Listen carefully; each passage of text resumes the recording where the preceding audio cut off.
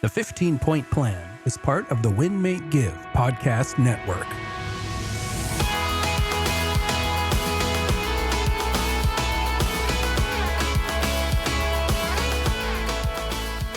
Welcome to the 15-Point Plan. Chad Himes here, sitting across the studio from the educated Jillene Snell. Jillene, how are you today? I'm feeling educated. How are you? I am feeling fantastic, although I will say maybe a little bit stiff due to some experiences over the past weekend. Yes. You did something quite impressive. Thank you. And I have to brag on you because you may not brag on yourself.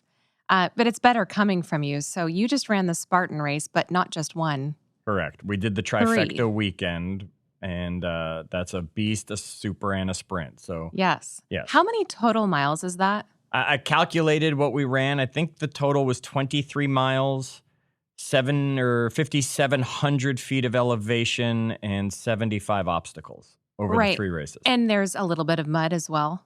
The mud was actually not too bad, Jillene. It was kind of dry. So there was some mud, just not a typical Spartan mud. A lot of us can hardly imagine running 23 miles, let alone running 23 and having to get over these hurdles that are shocking you or your barrier to, your next mile. So where did you end? At the finish line. Well, thank you for that. I know where you're going with this, and thank you, Jillene. Yes, on the sprint, which is the short one, they don't have competitive times. They time it, but they don't have competitive times. On the Beast, which is the longest one, the half marathon, I came in 5th in my age group. I don't have the overall in front of me yet, 5th in my age group. And in the Super, which is the 10K-ish distance, it was about 7 miles when done, I placed 3rd and got my first podium at a Spartan event. That's incredible. Yes. And here's what we're going to do, folks. We are going to, in the near future, not immediate future, near future, after we finish taking you through the 15-Point Plan, one of the things we're contemplating doing here at the podcast is taking you through training for an event.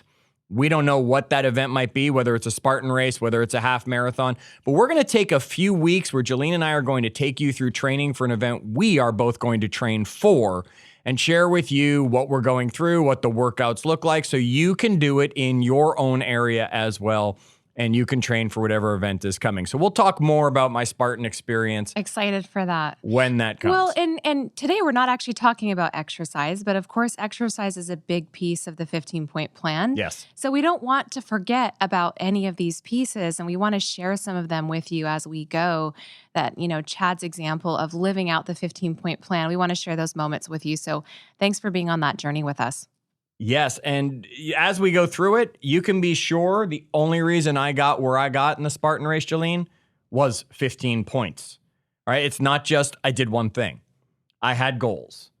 There was movement training. I was hydration training leading up to this event. There was sleep. My nutrition was important. The supplements I was taking mattered, right? The influences of who I was listening to, paying attention to, watching on social media, engaging with, the journaling that I was doing as I was going through all of this, the mindfulness moments that came, the gratitude. And boy, Ryan shared with me at one point when he was having trouble going through the race, the gratitude that overwhelmed him of the opportunity to be able to be in that race and seeing the flowers and, oh my gosh, the view that Montana shared at certain parts of the race. You can be sure there was plenty of laughter through the race as you're going through it.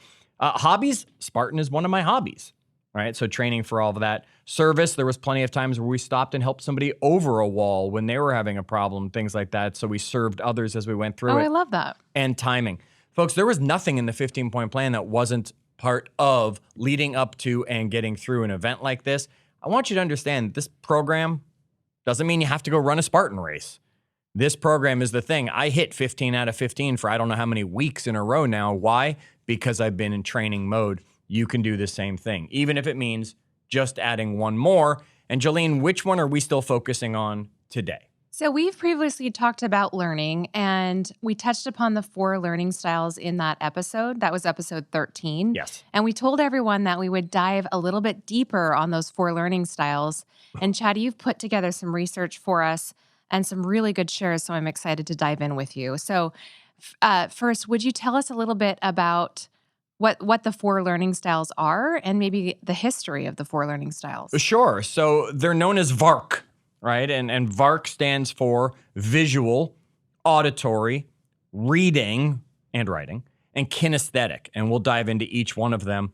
I had a really, really, really big aha about this, and it's probably because I've been working on grabbing some of the research for this episode, Jillene, that I'll share when we get to it over the last week. Just want you to understand, everybody, here's what we want you to know about VARK, because everybody knows that there's visual, there's auditory, there's kinesthetic. Reading, writing came along a little bit later. It's the concept of individual learning styles started to become popular back in the 1970s and actually has influenced education. There's many learning styles that are out there. VARK is the most common that is discussed. And here's the interesting thing. As of 2012, not that long ago, as of 2012, a lot of the research is showing that it's just neuromyth. I like that word, neuromyth. Well, and we love to bust myths. That's right. And that this actually does not correspond to better results. It's not saying that, oh, knowing that a kid is a visual kid and teaching a certain way in a class actually brings better results. And right near the end of this, I think I'll be able to explain a little bit more why that everyone will catch on to. Yeah, this is just a whole bunch of hooey. Yet it's still important stuff to know because it does show up in our world. Sure. Can I ask you a question, actually? And this will kind of just open up the door to some questions about what learning styles we are, which, again, we're referring to the fact that we are all of them. Yep. So let me ask you a question regarding the different types of learning. Chad, when you are learning, do you see patterns in things, read books, articles, and handouts, use examples and applications, like to talk things through? You know, and it's interesting that you give me that, because I went and I took one of the quizzes, of course, about learning styles to get into all of this. And what I found was I had to really think about it, and it depended, right? When I want to learn, do I? Well, it depends what kind of learning I'm doing. Am I learning for preparing for one of our podcasts? My answers are going to be different than if I'm learning how to do something for the obstacle course race or something like that. That's a great example. So if you're learning for the podcast, which one of these would you say is one of your primary? It's going to be read books, articles, and handouts. Yeah. Right? I'm going to go do my research, and I'm going to read from some experts that are out there. If it's doing something for the Spartan race, like practicing an obstacle, it's going to be examples and applications, right? It's going to be actually doing it and seeing those things that happen. If it's going to be a vacation and I'm learning about preparing for a vacation and going to, I don't know, Greece for the first time, that's going to be talking through things for me. So I found it very interesting. And there are a lot of quizzes online that you can go take on this, folks, that, of course, it actually allows you to select multiple answers to the questions. That's because there are going to be multiple answers. What about you? Flip it. Turn the mirror. Jillene, see pattern in things, read books, articles, handouts, use examples and applications, or like to talk things through? Well, I actually took the profile, the questionnaire on, I think it's vark-learning.com. Okay. It's a really short, easy one, and you can select multiples, which is awesome. So my questionnaire came back as multimodal. Yep. So maybe we can talk about that at the end, because you're going to go through each one of these. My primary one is reading and writing and kinesthetic. Okay. As my, well, excuse me, they're equally my top two. And so, I love to be hands-on. Like, I'm very much a hands-on learner, but I also love to see a very simple breakdown of what I want to learn. Now, if it's paragraph after paragraph and there's no breaks and the formatting isn't great, it's just overwhelming for my brain. Sure. But if I see, like in our podcast slide decks, there's sometimes just a few lines, right? Yep. And that's my best way of learning, is like the simply said approach. Okay. Yeah. So let's go through the four, and then we'll come back to this cool word you just threw at everybody, this multimodal, right? Yeah, we'll so- come back to that at the end and explain a little bit of the statistics that go behind it. So learning style number one in VARK, Jillene, would be? Yeah, the visual. Yeah. So explain that to us. Well, it's the style of learning associated with images. Okay. So visual learners learn best when they're reading or seeing demonstrations or graphs or flowcharts or brain maps, mind maps. I love those. Visual learners will usually read body language well and have a really good eye for aesthetics. Mm-hmm. They'll often have difficulty with spoken directions because they can be easily distracted by sounds. I found that really interesting. Yeah. I mean, think about it. You're going to give directions to a visual learner. You're pointing. Okay, you're going to go this way, and then you're going to go over there, or you're giving them a map and you're drawing it out on a map. Visual learner needs to see it to have that, Jillene. So if you're going to be working with a visual learner, use a whiteboard, right? Use something like that. Use handouts. Show flow charts for the processes. Give them those things to look at. I found it interesting that if you want to guess what the other people are, if they're doodling, they're probably a visual learner. They're probably creating some sort of image that's helping stick that in their head, or they're just doodling just because they're visual and they like to see that kind of stuff. You can pick out that person in your mind, can't you? Like the person you sat next to at the conference or, in school, and university. Their book was all squiggles and all that. Yeah, my mom. mom. You can pick out your mom. My mom, absolutely. You put a piece of paper in front of my mom with a line on it. She needs to then connect the line to like the edge of the paper, and then she'll start creating squiggly lines that go in there. Right. My mom's absolutely a doodler. Yeah, it's like a blank piece of paper becomes this masterpiece. Yeah, Right? absolutely. Yeah. So list makers, if you're a list maker, you're probably visual because you're sitting there and you're creating a list because you want to see all those to-do things. Some people write them out. I don't know. Are you a to-do list person? I got it all in my head. I am. When it comes to that. And so reading and writing is one of my primaries, right? But so that means that maybe video and pictures are not always as powerful. So those to-do lists are super helpful. Right. Think, folks, if you're the person who walks into the grocery store with literally a shopping list, okay, you're probably visual, or you've got reading, writing in there as one of those things. Me, I go into the store remembering the things that Nita told me I'm supposed to get, which is why I always miss something. I see. Right. Okay. Right. Note takers are visual people, and I don't know the last time I took a note on any event that I've been at. I just pay attention. All right, Jillene, the second one in VARK would be? Auditory. And auditory means? So auditory learners are people that learn best when information is reinforced through sound. And maybe some of our audience today that are listening, they might be auditory, or they are, right? Again, everyone is just a little piece of these. They would enjoy lectures and seminars, listening to music while studying. I don't know if that's you. And will frequently create songs about information to help them remember. Right. But think about those songs, or you'll take the lyrics to a song that you love and you'll change it so you remember, I don't know, Pythagoras' theory back in class and all of that kind of stuff. I'm going to bet that Dave's an auditory learner, right? I mean, he's obviously our sound guy. He's obviously the guy that makes this sound good. This is the industry that he's worked in for years. I'm going to bet he came into that industry because he was always around music. He was always around sound. That's how things stuck and learned in his world. Yes. It makes perfect sense. Talk to us a little bit more about auditory learners. So when auditory learners are bored, they have the tendency to hum or talk about themselves or others, which is interesting. So what you might want to do is ask them questions, because apparently they like to hear their voice. Sure. They're auditory. They're auditory. Group discussions. Yep. I love group discussions. Allow self-reading. You want them to be able to read out loud potentially. So that could be reading to your kids at night, or if you read to yourself, you could read out loud. Maybe that would reinforce the message that's coming across. Jillene, have you ever sat near someone who's reading a book out loud? And like, whether it's been a while. You're reading the same book, or they're just even at the coffee shop or whatever. They might not be like loud, like I'm reading this book to everybody.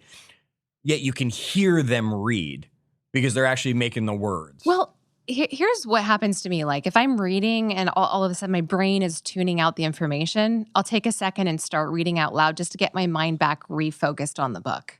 So it's a tactic to help. Yeah. Yep.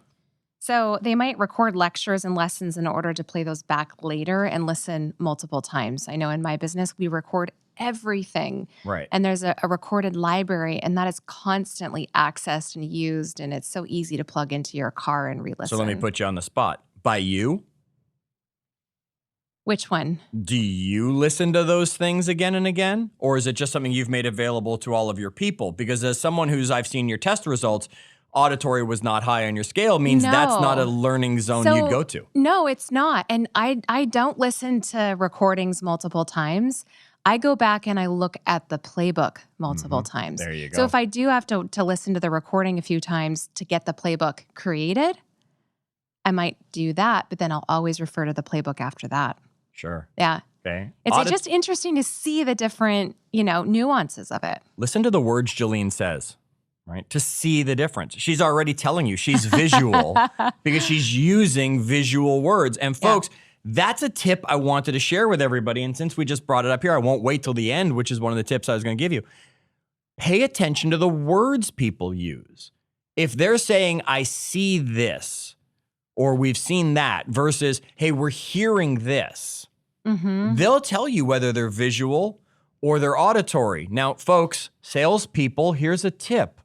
Speak their language back to them. If they're saying, oh, we hear this is going on, then you should say things along the lines about, well, I hear that as well. They're going to like you better. You've now mirror and matched. That's so good. I mean, if you look at each one of the four, the VARK, what words could be associated with them? I know with kinesthetic, feel is important. Yes. Auditory, you're going to get, I hear this. Visual, you're going to get, I see this. And then reading, writing is kind of the fourth one that's come along. Yet I believe when you start to get into reading and writing, it's really just kinesthetic plus visual, right? It's the I want to read, I want to see it, I want to write it. That's the action of doing, which is kinesthetic. Yet they decided to come up with a fourth really and flush it out here. Yeah, that's so good. Finishing out auditory people, you'll notice them. They're the ones who will be nodding along to a lecture. Like, oh yeah, I agree. Yeah, I'm listening to what this person's saying to me, instead of taking the notes because they're not visual about them. And they often speak before thinking to create sound, and then they think things out.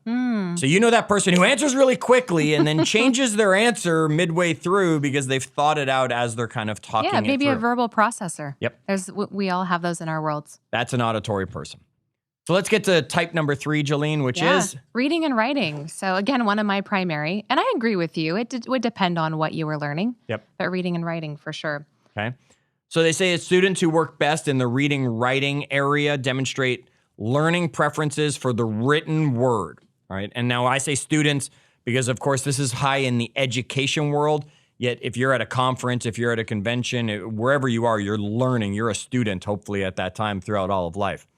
So that'll be written information presented in handouts, slide presentations, as well as the opportunity to kind of do written assignments, things like that, okay? Reading, writing-oriented students should be encouraged to take lots of notes. And you were telling me about somebody, you and I were talking about this, I think, last week, tons of notes. You'll write like one sentence in a book, and they're writing like 20 pages of notes on the thing. Well, we know what their learning style has got to be. It's very evident. I know I work with someone, her name is Olivia. She's amazing.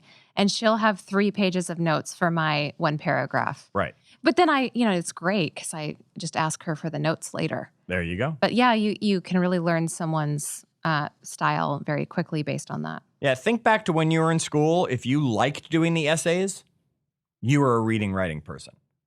If you didn't like doing the essays, this probably was not one of your leading ways to learn. Okay? And it's kind of come along later in the research. It used to just be VAK, before it became VARK. Still not sure why. Maybe just to promote reading. There was really no research as to why we had to add a fourth one. Jillene, the fourth on VARK is? Yeah, kinesthetic. And that means? Well, it's a tactile style of learning, right? In which, people remember information easier when they're performing an activity. So you might learn how to become an expert in running Spartan races by running them, right? And practicing for them, preparing for them. Yeah, and role playing would be an example of that too. Yeah, doing the lab experiments in science class. You were the person that didn't like reading from the textbook. You said, "Give me the chemicals. Let me touch it. Let me feel it. Let me mess with it." Yes. Yeah. So you've got to get kinesthetic people up. You got to get them active, right? Having them reteach is the best way for a kinesthetic learner to learn, right? Don't just learn it, go teach it, because now you're actually that tactile, you're out there, you're presenting it. And if you are kinesthetic and have trouble focusing, chew gum. Chew gum while you're attempting to learn, or walk around if it's possible. You'll notice kinesthetic learners are the ones who fidget. They're that one that just cannot sit still no matter what because they're all saying, I want to touch it. I want to go out and do. I want to play, right? I want to be involved. So this helps with concentration, the chewing the gum, walking around. Yep. Rocking in a chair, whatever you can do. You'll know that person in class who sat near you, if you can think back, and always was like making their pen move like a drumstick, right? They were sitting there with their pen or their pencil and they couldn't hold their hand still. And you were just like, will you stop doing that? That's distracting. That person was definitely a kinesthetic learner. All right. So Jillene, I have no C in my personality, yet I love statistics, right? The C in me should say I want statistics.